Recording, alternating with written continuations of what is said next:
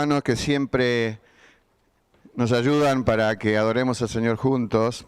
Hoy tengo una alegría muy grande porque hacía muchos meses que algunos hermanos no los veía. Ya les dije ya, así que se extraña, ¿verdad? Pero por razones lógicas debemos cuidarnos. Así que hacemos muy bien, así que por más que tengamos deseo de abrazarnos, hay que conservar la distancia porque es una manera de amar al hermano también y que el hermano nos ame a nosotros. Muy bien, el tema de esta mañana, no sé si está a la vista, serán las 10 predicciones para el año 2021, año nuevo. Una salvedad. Nosotros no creemos en los profetas estilo del Antiguo Testamento porque Jesús dijo que los profetas eran hasta Juan. Pero sí creemos que Dios ha dado a su iglesia el don de la profecía con un propósito especial que lo aclara muy bien Pablo y dice que eso que Dios da es para, el don de profecía, es para edificación, exhortación y consolación. Así que la idea de la reflexión es, todo esto que vamos a decir, estas 10 cosas, es excepto que Cristo venga, porque la gran esperanza que tenemos es que el Señor venga pronto y retorne, ya lo ha prometido. No debe cumplirse ninguna profecía más, no necesitamos otra señal más. Estamos en la expectativa del retorno del Señor. Así que, bueno, quisiera leerles un versículo para ilustrar el primer punto, que es que a menos que el Señor venga, la Biblia tiene todavía respuesta de Dios para el hombre. Miren una extraña consideración de Job, el capítulo 23, verso 12. Solamente un versículo voy a leer porque en cada punto vamos a leer un versículo. Por eso no hay un texto único. Decía Job hace mucho tiempo y con gran razón, y que podemos nosotros copiar su actitud referida a la palabra de Dios: guardé las palabras de su boca más que mi comida. Y ustedes saben que en este versículo podemos hacer una deducción muy grande, aunque la Biblia no es para hacer deducciones, sino que es, al revés, es inductiva. Cuando la palabra de Dios en una persona llega a ser tan importante como la comida, está asegurada el crecimiento y la madurez de ese cristiano. Cuando es al revés, es para preocuparse si las palabras de Dios no son tan valiosas como la comida.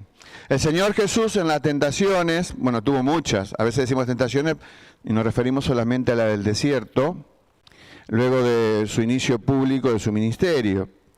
Y cuando le fue incitado a comer, a transformar las piedras en pan, él dijo que no era el momento, por supuesto, pero agregó: no solo de pan vivirá el hombre.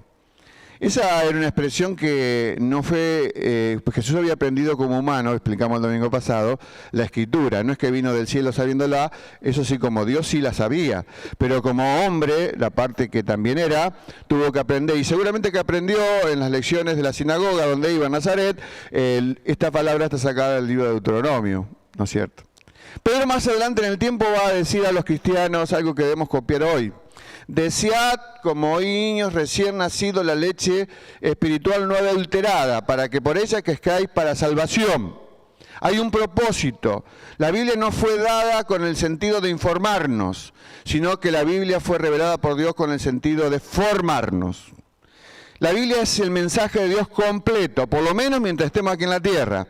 Ustedes saben que hay mucho más de Dios, pero Dios consideró que no era necesario que lo sepamos aquí. Por eso algunos dicen, yo también incluido, bueno, cuando lleguemos al cielo voy a preguntarle a Dios por qué esto, por qué lo otro, por qué pasó tal cosa, por qué alguien se fue al cielo antes que nosotros, bueno, muchas incógnitas tenemos. Ustedes saben que esas palabras, esas preguntas, posiblemente las mías y las tuyas, no se llegarán a formular, porque cuando estemos con el Señor tendremos conocimiento perfecto. Mientras tanto, mientras caminemos por este mundo, como se decía muy bien hace un ratito en el estudio bíblico anterior, en realidad los cristianos somos ciudadanos del cielo de paso por la tierra. A veces se crea al revés, y así será nuestra manera de ver la vida mal. No somos ciudadanos de la tierra con esperanzas de ir al cielo. Es el cielo que viene hacia nosotros y que nos da esta bendición de conocer al Señor Jesús. Entonces, la segunda placa, la Biblia calma el hambre de tu alma. La Biblia te da victoria frente a la tentación. Ahí te da una expresión que se la copié a la abuela de mi señora. Una de las idas, cuando yo tenía 17 años, fuimos al sur a conocer a los abuelos de Iris. Eso tenía una Biblia antigua, y como estaba arriba de la mesa, yo la abrí, y en la primera portada dice algo que es esencial y que podemos repetir hoy, referida a la Biblia. Este libro, la palabra de Dios, te apartará del pecado, o el pecado te apartará de este libro. Así que gracias a Dios que todavía Dios va a dar estas posibilidades. Vamos a la placa que sigue también, o sea, calma el hambre de tu alma, te da victoria en la tentación, y también la Biblia te permite dar o tener una vida de pensamientos limpios. Vamos al segundo punto, son 10. A menos que el Señor venga antes, podemos dar una predicción en base a la analogía de la Biblia. La analogía de la Biblia es el mensaje total. Entonces, en base a ese mensaje total, podemos decir sin equivocarnos que la oración nos conecta con el poder de Dios, el más grande poder que existe en el universo. Cuando este hombre Nobel, que ahora lo recordamos con mucho cariño, y que nos parece bien que premia a aquellos que avanzan en el terreno de la ciencia, pero en su vida original, este hombre, yo creo que lo hizo por estar arrepentido, era un químico sueco que permitió el avance, pero gigantesco, del armamento humano de destrucción. El TNT y muchas otras cosas y también tenía una fábrica para producir explosivos. Pero no importa el explosivo que imaginemos, el más potente que hay, no sé si la bomba de nitrógeno, la bomba atómica en sus diversas variantes, no hay poder que se compara con nuestro Dios. Y podemos nosotros acercarnos a Él a través de la oración. Por eso hay un texto, miren que está allí en Joel 3, no, en la placa anterior, en Joel 3:10, una expresión magnífica. Vieron que a veces en ciertas iglesias se acostumbran los pastores, los predicadores, dígale al que está al lado. Bueno, acá dice, Dios dice a través de Joel, diga al débil, ¿quién hay aquí que es débil? Que diga, fuerte soy. Pero no porque me estoy dando un empujón de abajo, como decimos en el curso de soteriología que estamos viendo los domingos, hoy suspendido, porque el Señor me tendió la mano de arriba. El débil, el granito de arena insignificante del universo, tiene la bendición de contar con un Dios que vela por él. Ahora, por eso a veces, cuando tratamos el tema de nuestra vida de oración, muchas veces tenemos muchas debilidades, porque nuestra naturaleza carnal nos incita a no orar. Dice el libro de Romanos, ocuparse de la carne es muerte, mas ocuparse del espíritu es vida y paz. Por eso a veces nuestra naturaleza carnal, en el sentido espiritual, la palabra carne, nos desvía del objetivo de pasar este tiempo con Dios, que en realidad debemos anhelarlo, no es una obligación. Y a veces tenemos indiferencia, ignorancia, y muchas veces reclamamos falta de habilidad. Pero la Biblia dice que el Espíritu Santo traduce mi oración con imperfecciones, corrige todos sus errores y la lleva al cielo. Cuando yo iba a la escuela secundaria, estoy recordando cosas pretéritas, ¿no? Soy medio jurásico. Me enseñaron a escribir a máquina, porque lo máximo que había, no había computadora, me acuerdo que era la Lexicon 80, una máquina de Olivetti. Algunos se acuerdan acá, no me dejen solo. Entonces teníamos la posibilidad de escribir, y la prueba del profesor era cómo podíamos hacer una hoja a un dictado rápido, sin error. Pero hoy tenemos la computadora y ponemos el corrector y nos corrige los errores. Es lo mismo que sucede con la oración. Mi oración carece muchas veces de sentido adecuado hacia dónde debe estar dirigido los temas y asuntos en su correcto parecer. Y el Señor, yo la elevo a la oración, y en el medio el Señor la toma, el Espíritu hace ese trabajo, dice Romanos 8, y la traduce con gemidos indecibles. Es un lenguaje desconocido para el hombre, pero conocido para Dios. Tercer elemento, el Espíritu Santo todavía, a menos que Cristo venga, estará disponible para trabajar y bendecir al hombre. El Espíritu tiene una faceta de magisterio, de enseñanza, que no podemos aprender ni vamos a aprender jamás en los colegios o escuelas o universidades humanas. Jesús lo explicó muy claro en su sermón, que se llama de sobremesa, luego de la Cena del Señor, que la instituyó allí en el libro de Juan. Y él dice que el Espíritu Santo convence de 3 cosas que el hombre necesita ser convencido, ¿no? Se convence de pecado, de justicia y de juicio. Ahí está con letras blancas. Uno dice, ¿y qué pecado? El pecado que está condenando al hombre de hoy, y el de todas las épocas, es el pecado de incredulidad. En una etapa estuvo vigente el pecado de blasfemia, pero eso lo podían cometer los judíos que vivían en el mismo tiempo que Jesús. Pero hoy toda blasfemia es perdonada. El único pecado que condena al hombre, en singular, es la incredulidad. También de justicia. ¿Qué quiere decir esto que nos enseña la justicia? Es que el Espíritu nos convence que no podemos fabricar justicia propia, aún delante de los ojos de Dios. La justicia que yo pueda fabricar para Dios es una ofensa, porque compite con la única justicia que Dios acepta, que es la justicia que proveyó Cristo en el Calvario. Justificado pues por la fe, dice Romanos 5:1. Podemos tener el perdón de Dios. Y el juicio es un juicio que no es del futuro, es el juicio que aconteció en el Calvario. El Señor juzgó y mandó a condena perpetua al rebelde número 1 del universo, que era Satanás. Por eso dice en Colosenses 2:15 que anuló el acta de decretos que había contra nosotros. Ahí estaban detallados todos mis pecados, terribles, como los tuyos, porque no importa que lo consideres que no era tan malo. La santidad de Dios, el pecado pequeño la afrenta. Por eso dice Colosenses 2:15 que no solamente que anuló esos decretos que eran contrarios a nosotros, sino que despojó a los principados y potestades. Y gloria a Dios que los exhibió triunfando sobre ellos en la cruz. ¡Qué bendición tenemos! Heredamos ese triunfo. Solamente debemos ser, y eso nos cuesta la vida cristiana, ser celosos, cuidadores bajo el poder del Espíritu, de la victoria que nos ya ha sido entregada en Cristo. Cristo logró esta victoria y nosotros somos más que vencedores. Y el Espíritu Santo, el agente trabajador de Dios en la Trinidad, en su división santa de tareas para con el hombre, y el Espíritu Santo hace esta tarea. En cuarto lugar, Dios honrará todavía la adoración de su pueblo. Quisiera leer, si me acompañan, en el libro de Romanos capítulo 11, versos 33 al 36. Mientras lo buscan, quisiera hacer una aclaración. Este libro de Romanos fue escrita para un conjunto de cristianos, por supuesto que vivieron en la capital del imperio, porque Pablo no había ido nunca ahí. Muchas veces lo identificamos a Pablo como el fundador de la mayoría de las iglesias, y en eso no nos podemos equivocar porque es verdad. Pero la de Roma no había sido la fundación. Entonces él presenta, para que le conozcan, las razones o lo que él cree, lo que es el Evangelio. Entonces en los primeros capítulos habla de la culpabilidad del hombre, en el capítulo 5 la justificación. Cuando llegamos al 6, 7, 8, que es un bloque en conjunto, habla de somos bautizados con Cristo. En el capítulo 7 Pablo recuerda su época de no cristiano,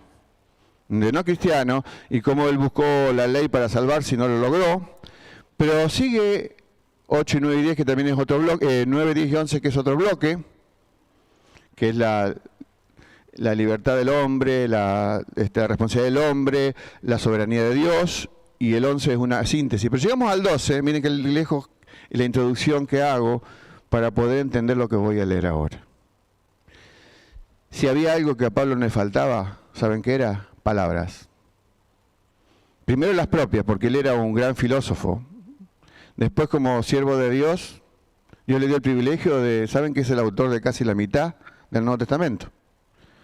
Pero como en esta carta comenzó a bucear en las cosas más profundas de Dios y en la realidad en la que el hombre está inmerso, llega un momento que se queda sin palabras.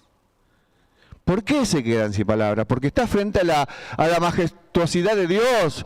Se está asombrando de ese Dios tan increíble en el cual él cree y en el cual predica. Y entonces por eso tiene esta razón, estas palabras. Y por supuesto, la vamos a leer, pero están con signos de admiración, porque es algo enfático. Y él dice, oh profundidad de las riquezas de la sabiduría y de la ciencia de Dios. Otro nuevo signo de admiración, cuán insondables, o sea, no se llega a entender hasta lo último. ¿Qué cosa? Son sus juicios, inescrutables, imposibles de medir. ¿Qué cosa? Sus caminos, los de Dios, por supuesto. Y vuelve a preguntarse, ahora ya no es signo de admiración, sino de pregunta. Dice, porque ¿quién entendió la mente del Señor? ¿O quién fue su consejero? ¿Cuánto intentaron hacer el consejero? Hasta Job, ¿se acuerdan que intentó aconsejar a Dios? Sigue la pregunta, verso 35. ¿O quién le dio a él primero para que le fuese recompensado? Y después dice, porque de él, y por él, y para él son todas las cosas, y a él sea la gloria por los siglos. Amén. Eso se llama doxología, porque en griego doxo es gloria. Está exaltando a Dios. Y está diciéndolo, si yo lo digo en un lenguaje más coloquial, Señor, qué grande que sos.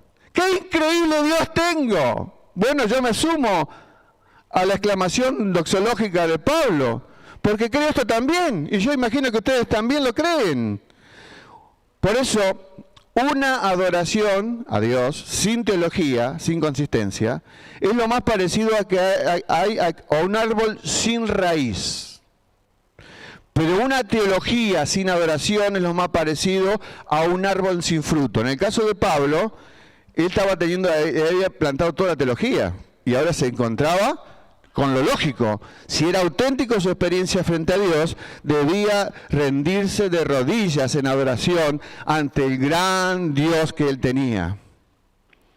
¿Saben? Esto explica una cosa. El muy poco impacto a veces que tenemos los cristianos, y me incluyo en la delantera en la sociedad actual, ocurre porque nos cuesta dar a luz todas las declaraciones que hacemos, por ejemplo, mientras cantamos en nuestros cultos. A veces es muy comprometedor cantar las letras de las canciones. Porque debo preguntarme, ¿lo que estoy cantando lo estoy haciendo? ¿Lo voy a llevar a cabo? Decía un famoso autor del libro de la búsqueda de Dios, que no me acuerdo el nombre, pero me acuerdo de la cita, él decía, los cristianos generalmente decimos la verdad. Y él decía, excepto cuando cantamos. Se ve que ya muchas veces, por supuesto, los himnos tienen mucho de la palabra de Dios y a veces en esa tenemos alguna dificultad.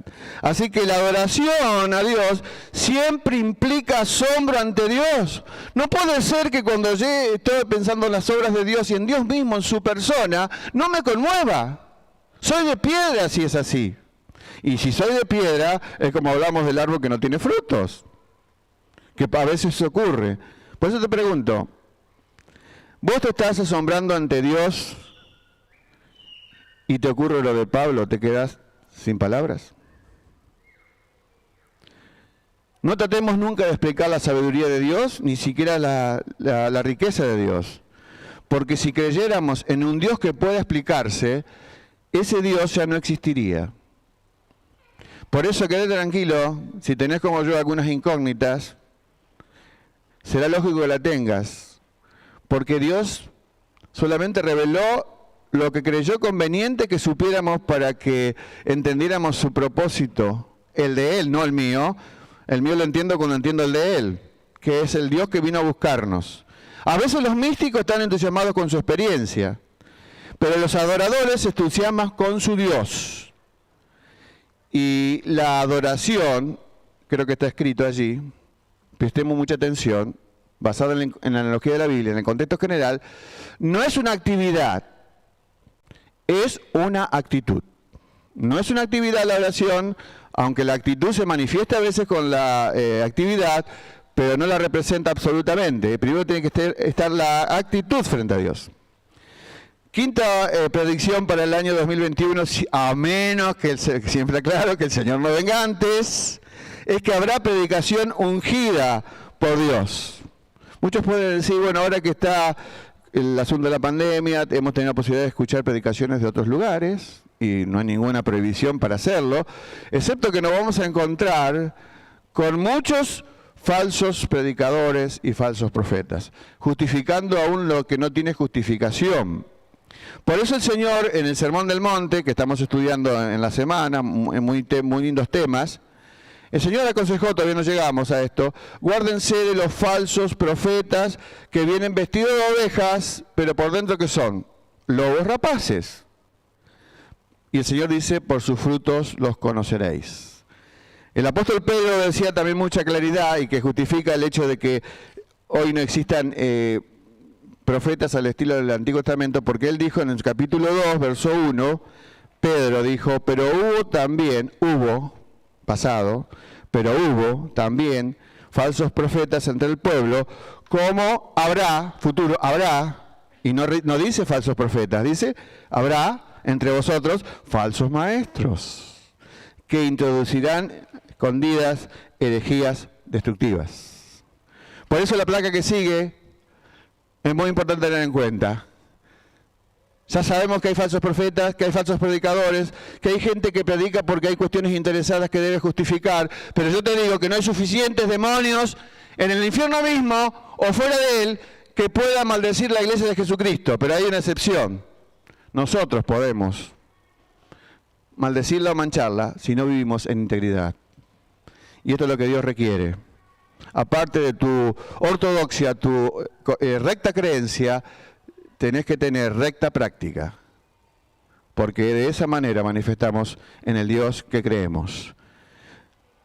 Y recordemos una cosa, cómo debe ser juzgado un obrero de Dios, que estamos hablando de falsos predicadores, aquellos que son genuinos, un pastor, un guía, un líder de lo que sea en una iglesia. No debe ser juzgado por el tamaño de su iglesia, ni la prosperidad de la congregación, ni por el número de asistentes, por más que vengan muchos, ni por la cantidad de ofrenda que la iglesia pueda tener, ni por la fama, ni porque sea conocida, sino por su apego y obediencia al libro de Dios. Porque trae la versión correcta, es el Dios que se manifiesta y no miente al hombre. Por eso es importante que haya predicación ungida. Cuando hay tanta, y va incrementándose el nivel de las falsas predicaciones, trayendo, miren un detalle muy importante. En el mundo, cuando todavía no existía el Nuevo Testamento, la primera iglesia, los hermanos, que la mayoría eran alfabetos, que no tenían el libro para chequear, sino que era transmisión oral, cuando escuchaban algo nuevo, le ponían abajo herejía. Hoy día, cuando escuchamos algo nuevo, se hace una infinita cantidad de cola o de línea para que la gente quiera descubrir eso nuevo. Miren las cosas como han ido cambiando. Sexta característica o predicción para el año 2021, todavía habrá cánticos de alabanza a nuestro Dios. Miren, hay una lectura muy buena del Salmo 103, que es un salmo que podemos de él sacar doctrina muy pura, aunque esté en el Antiguo Testamento, y es alguien que invita a los demás, te invita a vos, David, a adorar a Dios, por eso elevar un cántico de alabanza al Señor, y dice, bendice alma mía al Señor, y bendiga todo mi ser su santo nombre. Por eso empieza allí, que él adora a Dios, por lo que sigue ahora. Dice, Él es quien perdona todas tus iniquidades. Yo y vos adoramos a Dios, basado en el Salmo 103, por su perdón. Solo Él puede perdonarnos y solo Él tiene las credenciales del verdadero Redentor. Pero también adoramos a Él por su sanidad. Aunque sabemos de que nuestro cuerpo se va deteriorando y la sanidad completa será cuando estemos con Él. Mientras tanto, todas son reparaciones momentáneas. Y esa sanidad, él dice el Salmo de David, Él sana todas tus dolencias. Pero también adoramos a Dios por su redención. Dice el Salmo 103, el que rescata del hoyo tu vida. Verso 4. Sigamos con la placa que sigue, pues hay 3 elementos más para adorar a Dios. Y elevar nuestro cántico por su misericordia. Dice, Él te corona de favores y misericordia. Pero también algo que sucede a diario si estás frente al Señor y su palabra, el renuevo de tu vida. Dice David, el que sacia de bien tu boca, de modo que te rejuvenezcas como el águila. Lo explicamos, no lo vamos a explicar ahora, pero el águila renueva todo su plumaje y su vida en la mitad de su vida y puede seguir otro tiempo más. Y por último, su justicia. Dice, Jehová es el que hace justicia y derecho a los que padecen violencia. Verso 6. Así que todavía se elevarán a Dios cánticos a Él. Dice el autor Salomón en el Antiguo Testamento, usando una figura literaria, hablando del adorador que va al templo. No era un templo como hoy, sino que era un templo único, justamente que había construido Salomón. Dice, cuando fueres a la casa de Dios, guarda tu pie y acércate más para oír que para ofrecer el sacrificio de los necios. Ese guarda tu pie quiere decir, mirá bien las motivaciones que vos tenés cuando te acercás a tu Dios. Vuelvo a decir, guarda tu pie. Es una expresión antigua que hoy no usamos, pero para poder entenderla en la Escritura, en el libro de Eclesiastés capítulo 5, es mirar bien las motivaciones y el estímulo que te mueve para ir al encuentro de tu Dios. Séptima predicción para el año 2021, a menos que el Señor venga, la cruz será todavía, y gloria al Señor, lugar de salvación. La cruz muestra y revela lo mejor de Dios. Hermanos, sin cruz no hay perdón. Si Él no muere por nosotros, no hay salvación.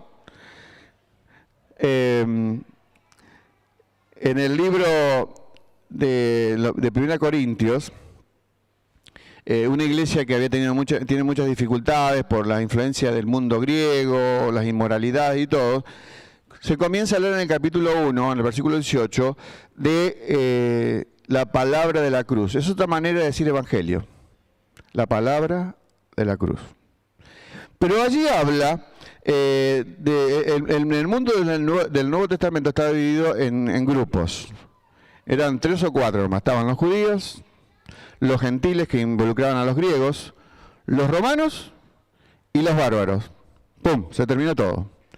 Y así Pablo, cuando está hablando de la palabra de la cruz, que es el poder de Dios para salvar, imagínense cómo entendía la mente natural del hombre, sin ser convertida, lo que Dios había hecho por ellos. Cómo entendían la palabra de la cruz. Entonces por eso dice que es locura. Por ejemplo, el romano se creía el dueño del mundo. Y como los ciudadanos, como cosa que era el apóstol Pablo, le sirvió en algunas ocasiones para reclamar la legalidad de lo que estaban haciendo contra él. Pero imagínate que vos le vas a predicar a un romano que se creía el dueño del mundo y que se creía libre y que todos los demás estaban pueblos o juzgados por su imperio. Y le hablaba de la libertad. Y cuando le damos más detalle, el romano entendía, ¿cómo puede ser que me traiga libertad la muerte de un esclavo? Porque Jesús murió en una ignota colonia periférica del imperio de poco valor y se le proclamaba el evangelio de alguien que surgió de ese lugar remoto con una vida incomparable, pero la mente natural no la aceptaba. Por eso dice que la sabiduría humana es contraria a la gracia. Y justamente ese texto de 1 Corintios lo demuestra. Pero también estaban los griegos. Tenían una multitud de dioses, lo sabemos porque en el libro de los Hechos Pablo predicó, por ejemplo, en Atenas, y ahí descubrimos que había un altar al Dios no conocido, por si se les olvidaba alguno. Pero acercándose a la mente natural de un ciudadano griego, explicarle que no había muchos dioses, que había un solo Dios, y que ese único y solo Dios había enviado a su Hijo al mundo. ¿Qué entendía la mente natural del griego?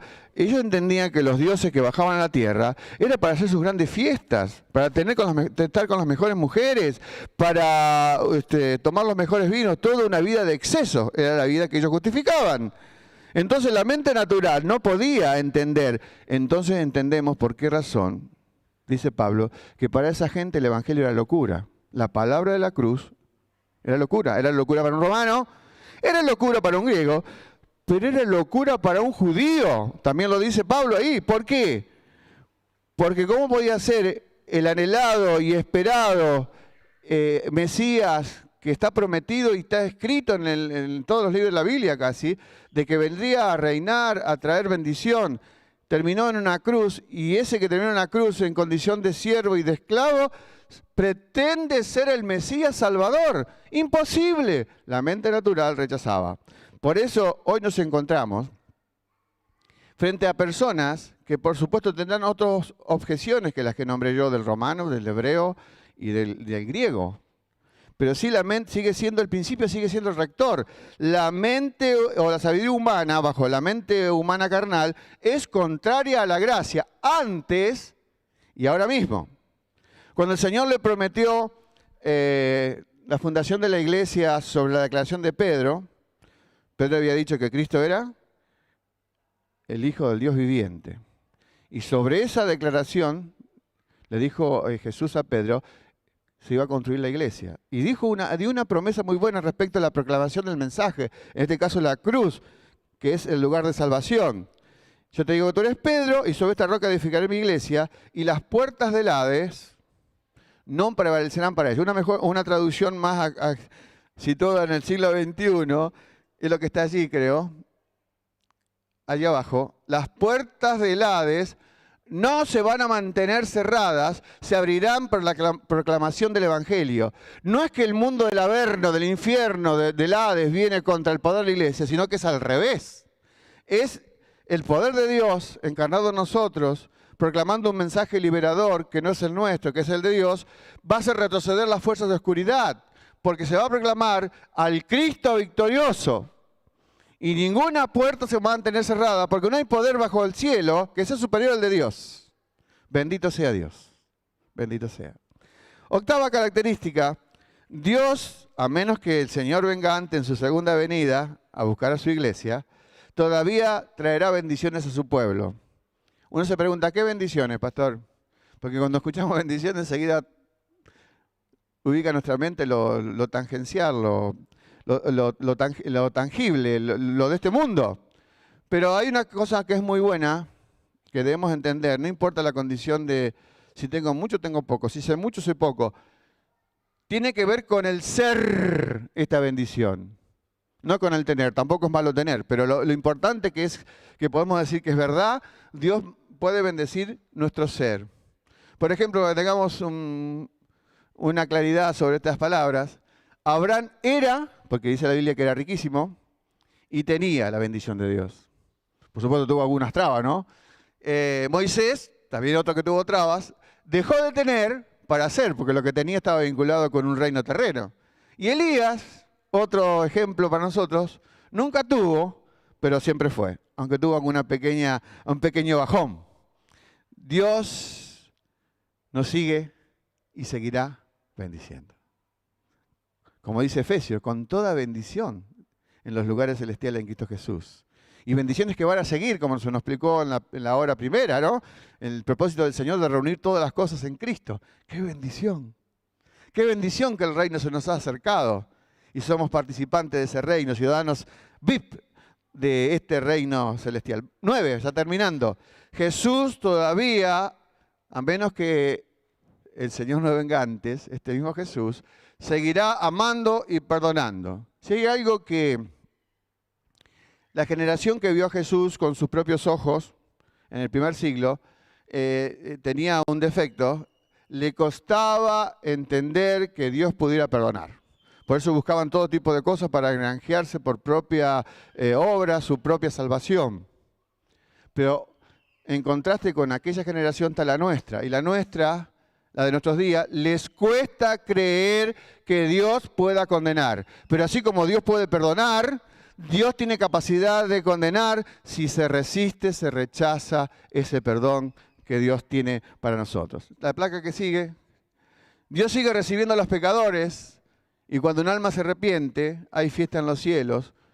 Como dice Lucas 15 en su única parábola dividida en 3 partes, que hay gozo por encontrarlo perdido. Dios sigue teniendo gozo. Qué bendición saber esa frase. Cuando me he arrepentido, vos y hemos encontrado a Cristo, hubo ese día fiesta, pero esa es una fiesta continua, porque su palabra se sigue predicando y muchos más acuden. Y por último, Jesús ofrece vida eterna a todos los que confiamos o confían en Él. Algunos dicen, pero ¿es posible saber que uno tiene vida eterna? no me tomará de sorpresa en el día final, lo sabré en aquel día final, no, podés saberlo ahora. ¿Cómo ahora? Sí, ahora, porque Dios se encargó de decirlo. Porque, ¿por qué se encargó de decirle? Porque es imposible vivir la vida cristiana madura y consistente sin comprender el alcance de nuestra salvación. Bien, ahí está. Es imposible vivir una vida cristiana consistente y madura sin una comprensión firme y completa de cómo llegaste, cómo llegué yo a ser salvo. Por eso 1 Juan 5, la anterior, por favor, la anterior placa, estaba el texto puesto. Dice Juan, porque Juan escribió con ese propósito, para que la gente que ya creía supiera que tenía certeza segura de la obra de Dios en su vida. Dice Juan, y este es el testimonio. Uno nos pregunta, ¿qué testimonio, Juan? Ahí está, que Dios nos ha dado vida eterna. Y esta vida está en su Hijo. Después sigue, ¿no? El que tiene al Hijo, tiene la vida. El que no tiene al Hijo de Dios, no tiene la vida. Así que no fue escrita, Dios fue el que escribió. Juan fue, diríamos, el amanuense que puso el brazo y los dedos. Pero no dice ahí para que adivinen. Dice para que sepan. No dice para que piensen, dice para que sepan. No dice para que presuman, dice para que sepan. No dice porque posiblemente ocurra. No, para que sepan, no para que esperen algún día en un incierto futuro, para que sepan. Por eso cuando el famoso carcelero de Filipo fue famoso porque se entregó a Cristo, ¿no? Pablo le dijo cuando le preguntaron, ¿qué debemos hacer para ser salvos?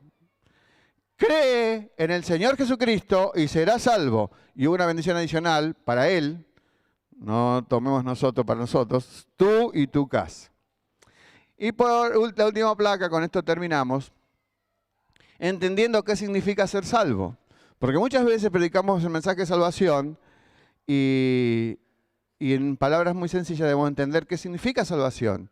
Salvación quiere decir que hasta el último de mis pecados y de los tuyos ha sido perdonado por Cristo. Segunda cosa, Jesucristo, por medio del Espíritu Santo, viene a morar a nuestras vidas, nos sella.